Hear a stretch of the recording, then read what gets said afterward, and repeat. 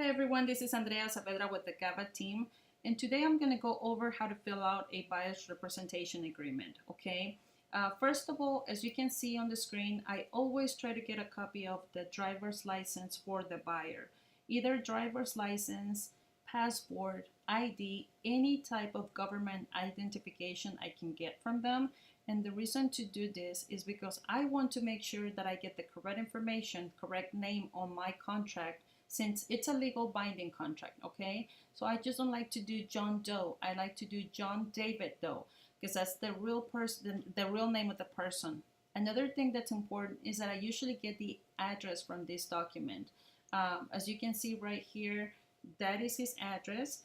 And I always ask the buyer, is this your correct address? Is this your current address? They will say yes most of the time, and that's what I put on my contract.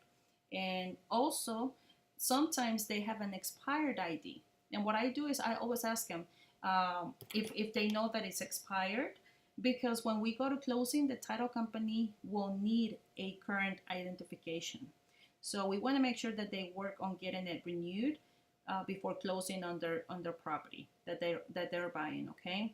So this time, I'm going to go ahead and take this away from the screen, and I'm going to go ahead and open up zip forms.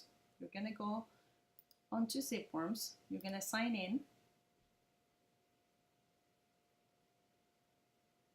When you sign in, you will go under transactions. It's already highlighted. So you go there and you create a new transaction. When I'm representing a buyer, I normally will name the file his name. In this case, it's going to be John David Doe.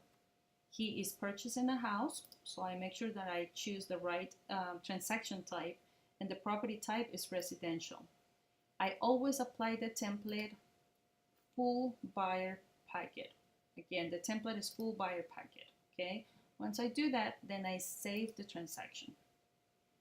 This is going to generate my templates that I have prepared in zip forms for the use, and so it's more simple to do and faster and effective, okay? First of all, you will see a cover sheet. You will see the buyer's rep packet, the offer docs. This is for when you're ready to submit an offer for them. You will see the inspection packet. That's after they have an offer accepted and we're doing inspections.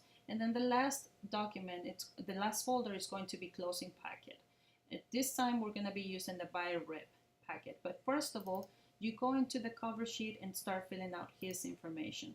So as you can see right here, it says buyer tenant 1 information. So this is where you enter the buyer's information for one person. If you have 2 buyers, which will be normally husband and wife, then you have buyer number 2 over here. So this time I'm going to go ahead and enter the husband's information, but in this case I only have 1 buyer, okay? So I'm going to do John David Doe. His address is 321 Main Street. As you can see, when you start typing in the address, this is going to generate an address for you. So you usually accept if you figure or think that it's the correct address. In this case, I'm still missing a zip form, and this is important. In order for you to be able to see the telephone number for the buyer on your buyer's rep agreement, you will have to enter it under home phone number, not on the cell phone number, home phone number, okay? So in this case, I'm going to be using 281-888-8888. Okay, then you don't need a work number, you don't need a fax number. If they do have one and the buyer wants to provide it to you, you can type it in here, but normally they don't, okay? Then you make sure that you get an email address from the buyer. In this case, we're going to do john@gmail.com. And is the buyer married? So you always ask them and figure out if they are or not married, or if he's single, so you will add it in here. Again, I only have 1 buyer, so I don't have information for a second buyer, so I'll just leave that blank. And at this point, all I have, as you can see, it's the buyer's information. I don't know who the seller is going to be because we don't have a property yet.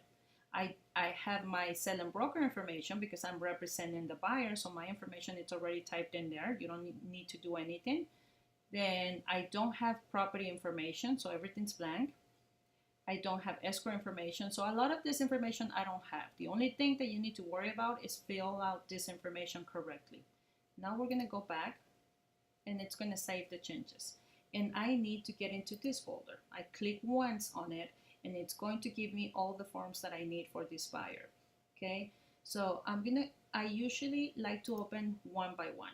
I wanna make sure that they are filled out correctly and complete.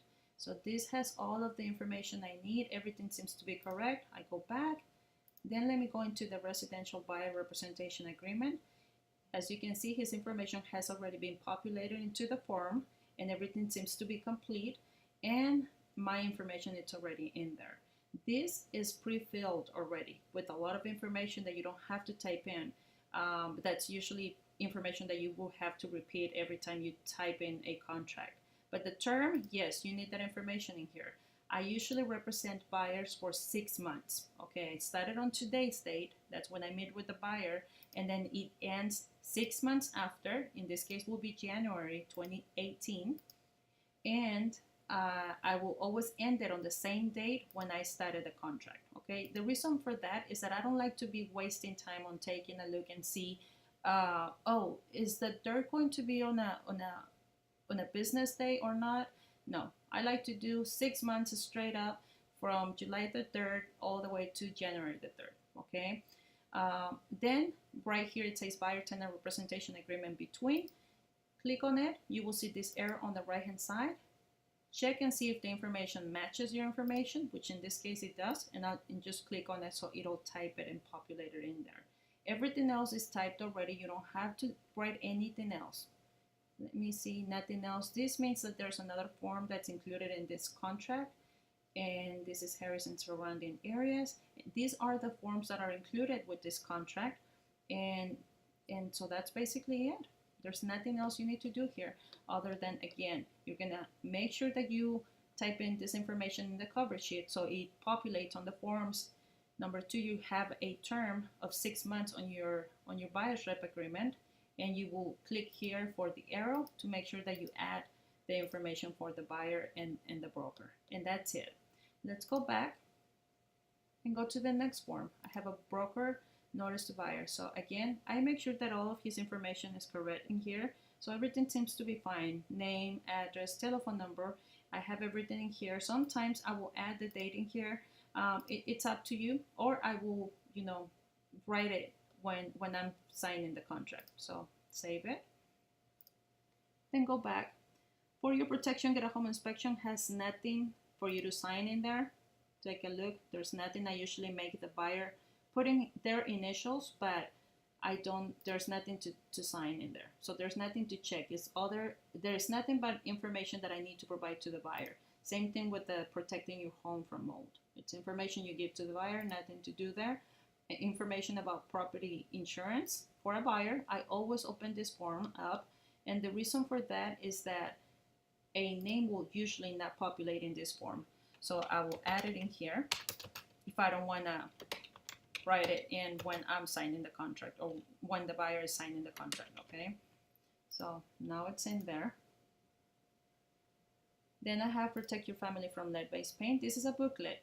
It has a lot of pages, okay? So normally I will have the buyer put their initials here, but there's nothing to fill out in that form. So again, this is just for information, nothing to fill out. Then you have this commission, minimum commission. This is a form that I have to remove from the template, but this is the form that it's going to be included in it. As you can see, this is not a form that you can fill out. It's a PDF document that I added into the folder because it's part of my agreement, as you were able to see on page number 2 of the contract and 3. See minimum commission and non-refundable service fee addendum. Well, this is the form. It's a custom form that I made or had an attorney prepare for me. So you will have to do a little bit of more work on it, and I'll show you what the form looks like. Okay, this is the PDF document. If you are meeting with your buyer and in person, you will print out the form and write in their full name in here and right here, and then have them sign. There's not much to it, okay? So now I'm ready. Let's pretend that I'm gonna get all these documents ready for my buyer to sign them. So I'm gonna open up a document and I'm gonna go into sign multiple forms because I'm having my buyer sign everything in here. Okay, and I select all and then I do next. Then I get my buyers. Remember that this is a document I have to sign as well because it's the buyer's representation agreement between the buyer and myself. So the first thing that I'm going to do is I'm going to have my buyers, I'm going to sign it myself and send it over to my buyer. So first I choose myself and then I choose the buyer. Okay, and then I click done. I make sure that everybody's information is in it and they are in the order that I want people to sign. So I want to make sure that I sign right away and then send it over to him. Okay, then I do next. And this part is very important when you are doing DocuSign because since we added a document that does not belong to zip forms, it might not recognize that it needs a signature. Okay, so right here, as you can see, this is for my signature. So there's a lot of things that I'm not going to be able to sign, but let's take a look and go into the buyer. Okay, so let's see. The buyer is supposed to put their initials here and it's not marked in there. Okay, so it's gonna happen. Sometimes it happens. So make sure that you always check and make sure that everything's included in there. So it does have an initial that he needs to put in there, and you also have a date that goes in here. So you add both of those things that you need. Then we go into the buyer's rep and you see that he's supposed to put his initials there. Initials, initials, initials, and then he needs to sign and date it. Okay, so I make sure that I give enough space between one and the other so you know their signature doesn't get together with the date. And I'm supposed to sign this form. Okay, so let's go down and then we go into the broker notice. Again, his signature will go there, so everything's good there. Remember, this one does not have a place for a signature or an initial. What I usually do is I add the initial for the buyer to it and the date that they signed it. Okay, so just add it in there. Then remember, we have a protecting your home from mold. That one does not have an initial nor a signature. So again, I add the initial and I add the date signed. Okay. Keep in mind that if I'm meeting with the buyer, I will make sure that they add the signature in there. I'm sorry, the initial, and I will usually date the documents. Again, this is the initial, and they have to, and then the date. On this one, all I need is a signature. There's no line for a date, so I don't have to put a date. And remember, this is a booklet. That is a pretty long booklet, usually the last document. Let me see. Let me go down all the way down.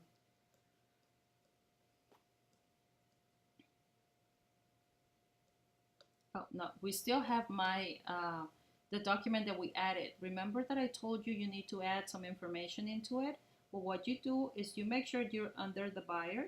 You type in, you do text and you drag it over here. Okay, make sure that you make it big enough, and then you add the buyer's name to it. So normally you have to type it on the right hand side over here where it says add text, and I'm gonna do John David Doe. See how it starts coming up here? So I make sure that the name is in there, and also right here again we go to text, we drag it, I start adding his name.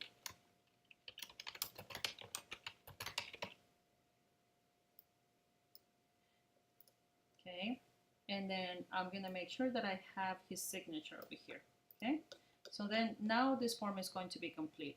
I have his name right here, I have his name under here, and you have the signature. Okay, and then we go down to the form. I'm sorry, I always give them the form, but the form for the lead-based paint. Which is just a booklet with information. Again, I always only have them initial the first page of the booklet. Okay, always I need that page initial. will be this one. And the only thing I need is the initial and the date of when the buyer initials. And that is pretty much it, okay? So now I make sure that my signature is where it's supposed to be. Remember, the only thing that I will sign is the buyer's rep agreement. Oh, and my initials are missing here. See, it's a good thing that I checked. So initial for myself, initial,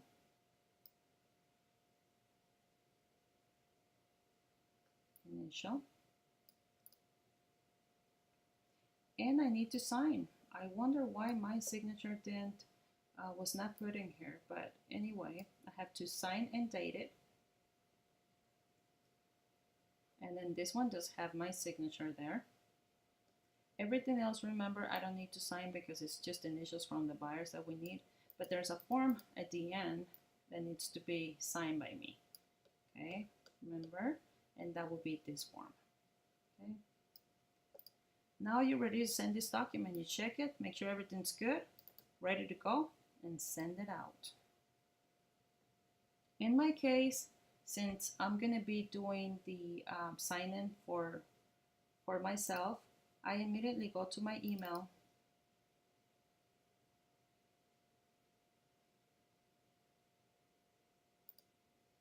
I get the document. It's already in there, as you can see. It's asking me that, and it's letting me know that I need to sign the document.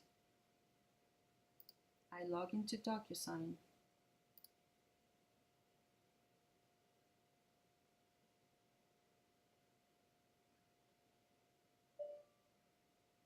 I wonder why it didn't take me. Let me review the documents and see if it'll take me there. There.